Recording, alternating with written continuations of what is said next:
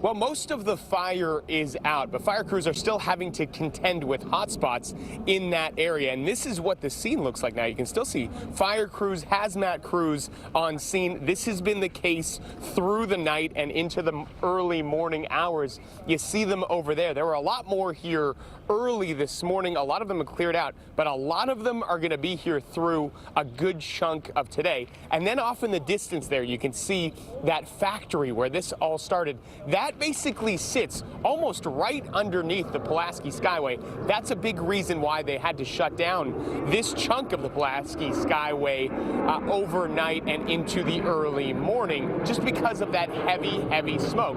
I also want to show you some video of what this looked like early this morning. In some of these shots, you see the smoke just filling the entire sky, and that's basically whiteout conditions that drivers overhead and around this area were having to deal with.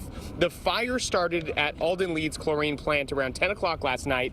At one point earlier, both Route 1 and 9, as well as the Pulaski Skyway, were all closed in both directions just because of the heavy smoke in the area. So far, we're not hearing of any reports of injuries. Through the night, though, and early this morning, emergency officials had been telling residents in neighboring areas to keep doors and windows shut just because of smoke conditions and potential chemical fumes in the air. Emergency officials I've spoken to here on scene say there's no longer a concern now that the fire is out and the smoke has dissipated, but they are recommending if you live nearby that you do keep windows and doors shut for the time being. Earlier, though, I spoke to the Kearny fire chief about some of the challenges they faced in this chlorine plant fire. Take a listen. The problem is that you need copious amounts of water to extinguish it, but as it dries, it reignites. So it's a constant. You put water on it, the fire goes out, it dries out, it reignites. So we're just, going back and forth.